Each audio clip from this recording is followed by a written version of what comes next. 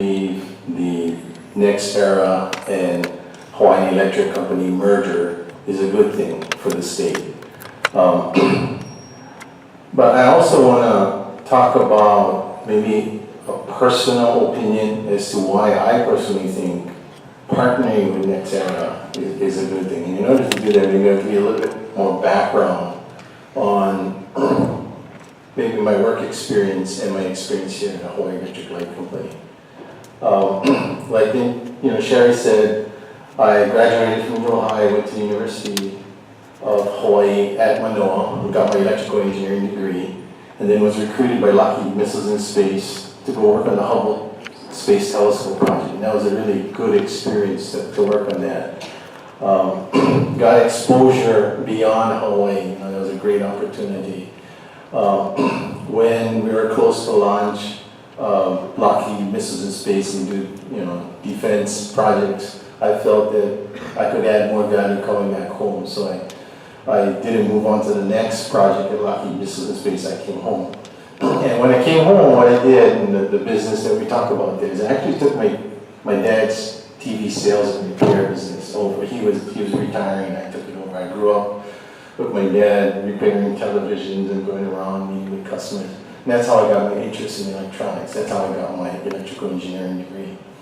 And at that time, before coming to Hawaii Electric Light Company did have a lot of difficulties. That was, I joined in 1990.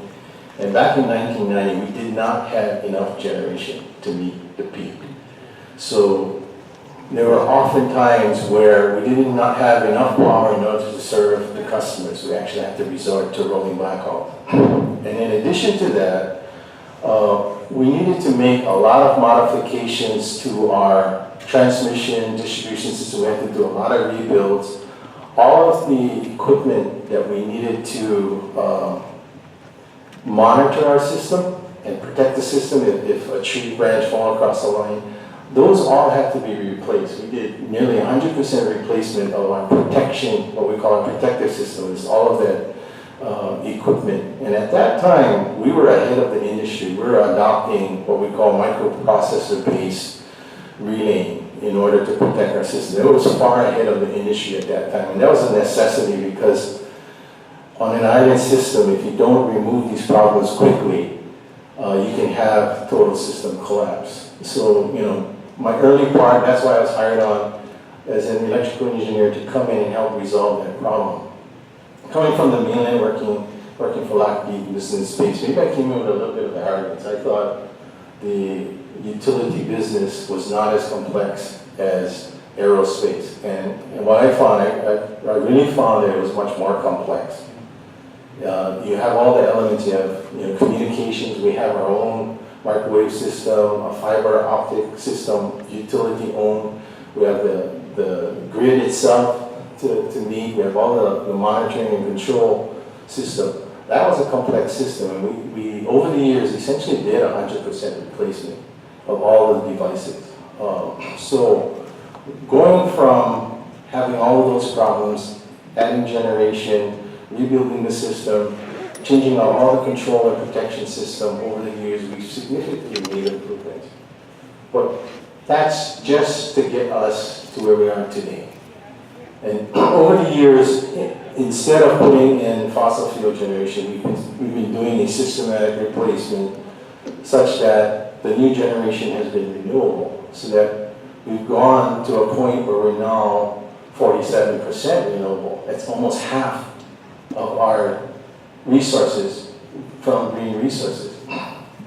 So I spent the last 25 years investing in improving the system. So that's kind of my background. I invested nearly half my life going from a system that didn't have enough generation, was very unstable, to a system that is much better. I don't think it's perfect. Our work is not done. Our mission is not complete. But we've brought it to a state that it is much better. So I wanted to give you that background because now from this state we have to take it on forward. We have much work to do. We don't have the technology, all of the technology in place, understood, in order to accomplish what we're saying we're setting out to do. So can you go to the next slide? So what I want to do is go over some of the things we're trying to accomplish, regardless of whether the merger occurs or not. This is something we're setting out about to do, whether the merger occurs or not. So the first slide, we show our goals for 2030. So on a corporate level, after doing what we call the power supply improvement plans, we set the goal to be 65% renewable energy by year 2030. Actually planning to triple the amount of distributed solar corporate-wide across the three companies, Hawaiian Electric, Maui Electric, and Hawaii Electric Light Company here on Hawaii Island, and lower bills by 20%. On Hawaii Island, our improvement for up to the year 2030, when we run the projections and incorporate the plans we're looking at 92% renewable energy. We're currently at 47%, taking it almost beyond 92% renewable. Here on Hawaii Island, though, because we already have high penetrations of renewable resources and many of them variable, our projection for distributed solar is less. Instead of tripling, we're seeing it's a double. And then lowering bills is still 20%. Next slide. Thank you. So here's a pictorial of what makes up the 47%. This is of 2014. So you can see a major part of that renewable energy component is geothermal. So we have the Puna Geothermal Ventures facility that we actually contract and purchase energy from. We do not own that. And then we also have wind facilities, one on the north part of the island, 10 megawatts, one on the south part of the island, 20 megawatts. That's the next largest component. And then we have small run-of-the-river hydroelectric facilities on the east side of the island. And then a component there you'll see is the customer-sited distributed generation. So that added up together comes out to 47% of renewable resources. Now, the goal, the ante has been upped, right?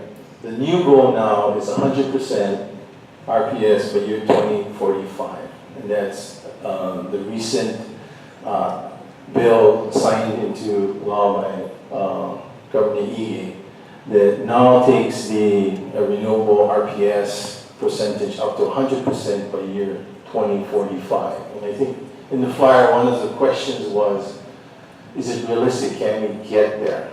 Our projections, when we run, looking forward our plans, we already said that 92% is achievable by year 2030. We believe 100% here on Hawaii Island is possible. Some of the things we're committing to, it does have an element of faith. Do we have all the technology in place today? Do we know exactly what we're going to do today? No, we don't. I mean, we can't be that brash and bold. But we do have confidence that we can find new technologies, we can do new things in order to get to this 2045 goal. Currently in our plans, to get to the 92%, we're looking at additional biomass facility, we're looking at additional geothermal, and then additional wind or solar combined with some kind of storage. Those are the large components of our plan going forward in order to get to the 92%. Thank you. So we're using the word transformation to take the company, the facilities that we have today, and then move forward to a transformation effort. And those components are more distributed photovoltaics, like I spoke about earlier, cleaner fuel. We're looking at, currently we use industrial fuel oil in our steam plants, we use diesel in our combustion turbine plants. We're looking at a strategy of bringing in liquid natural gas and using those and then getting off of the use of diesel or industrial fuel oil. So that's the cleaner fuel strategy.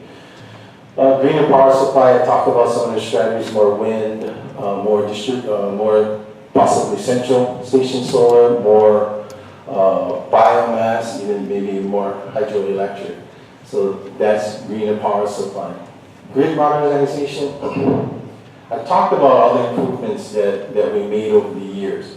We have modernized our grid to the state that it is today. The grid is a complex entity. It's not simple, it's not antiquated as people perceive. It is up to date, but it's not enough in order to transform forward. Over the years, utilities have been able to manage the power system by just going to our hubs or substations. We've been able to manage voltage and current and service to customers without having to go all the way right up to the customer meter, or actually right up to the customer's location, and monitor and control. Going forward, if we want to move to the levels of renewable energy and to provide more flexible services to customers, we're going to have to move our capability. Instead of just going to the hubs, we're going to have to go to each individual customer so that we can share better information with the customer, we can understand to more refined detail what's happening out on the system, and also to do more controls. Because currently, we're not able to view the generation that's occurring out on the system. A lot of people are putting on their own photovoltaic systems that's essentially self-generating. And it's to the point where, in totality, when you add up all of the individual generators, photovoltaic systems, in totality, when you total them up, they're much more than our largest generator on the system. So they've even surpassed our largest generation, and they're out there generating electricity, but we don't have the ability to see what the output is and control the output. What we've done is we've gone to the hubs and we've put in systems so that we can estimate what the generation is. So it's not like we're flying completely blind, but we can monitor and we can estimate and get pretty close to see what the generation is up to the hubs. But that's not going to be good enough to get to the levels that we want in the future. So that's some of the things we need to do with grid modernization. And some people will refer to that as smart grid. I like to tend to think that we do have a smart grid, we just have to make it a lot smarter. Customer-centric products and services. Starting in this industry, it was lights on, proper voltage, get the lowest cost to the customers. It's just basic elements. Customers want more than that today. They want a lot more choice, flexibility. I think the issue with photovoltaic self-generation is they want that ability, they want that choice. And we need to acknowledge, recognize, and enhance that and give customer choices. I think that's the new movement, and we as a utility need to acknowledge that and supply that for our customers. And then there's associated with all of this market regulatory strategies that Mr. Curtis is an expert on, and I'm not going to try and go head on those issues with him. Mine is electrical engineers. I rely on other people to do that component of the business. So, next slide, please. So going forward, we're talking about tripling the amount of solar corporate wire. We're talking about doubling it here on Hawaii Island. We support it. We're going to make it happen, but we want to balance that. We want to do that such that it's done fairly, so that one set of customers who self-generate do not pass on a burden to another set of customers. So we want to go forward and make sure that happens. And then when we go forward, I got 5 minutes. When we go forward, we want to make sure that it's safe and reliable. So now, go to the next slide, please. So we're entering this partnership with NextEra. Next slide, please. So maybe everyone doesn't fully understand what the merger is. We have Hawaiian Electric Industries, which is a holding company. They own Hawaiian Electric Company, who in turn owns Hawaii Electric Light and Maui Electric. And then Hawaii Electric Industries also owns a bank. So, and then you have NextEra that has also two components. It has Florida Power and Light, which is a regulated utility, investor-owned utility, just like ourselves, Hawaii Electric. And then you have NextEra Energy Resources, which is an independent, unregulated company that operates in an open market. The merger structure is such that the bank will be separated from Hawaiian Electric. The holding company, Hawaiian Electric Industries, will be dissolved. There will be no more. And then it will be just Hawaiian Electric, along with Hawaii Electric Light and Maui Electric, would then be merged with these two companies. Florida Power Light, NextEra, which has a holding company just like HEI above that. That's the concept. It's, you know, the NextEra is a large entity, much larger than we are. So earlier I said, you know, how, you know, gave my personal experience and how my personal opinion as to how they would help. I think we can garner a lot of assistance from a large successful entity like Florida Power and Light and NextEra Energy Services. Next slide, please. So Florida Power and Light is the utility that serves the largest amount of customers in Florida. I think the amount of customers they have 4.7 million compared to our 82,000 here on Hawaii Island. And what I see is they've been successful for many years, even before the merger, even before even conceiving this, even before encountering high penetration levels of renewables. We monitor Florida Power and Light, and they have been the leaders with respect to providing reliable service and low-cost service in the industry. So I've been, you know, reading a lot of trade magazines, seeing what they're doing and trying to mimic that. So when the announcement came that we were going to merge with them, I really felt good about it, that we can work with them to help our customers to a higher level of reliability and drive down the cost. That's what I personally felt. Next slide, please. They have the other component, which is an unregulated entity, and they focus on renewable resources, mainly wind farms and large central station photovoltaic developments. And they're the largest producers of renewable energy using those two technologies in North America. And I see that, you know, we have not built a wind farm or photovoltaic farm ourselves, and I think they can either assist us in formulating RFPs so that we can put it out, or they can even assist us through following the competitive bidding structure that the Public Utilities Commission has. They may even be a bidder themselves, but we need to follow that framework. But I think they can help us. This entity can also help us to put in resources and drive the price down here on Hawaii Island. So why would they come here? Rather, we're a small utility. Why would they come here? I think they see what we're doing. They see what I'm against, and I see that they can look forward and say what's happening here is going to happen later on the U.S. mainland. And I think they perceive that they can learn from us, but they also can assist us. They can bring in technology, engineering resources. They can have help fund the capital improvement projects that we need to do.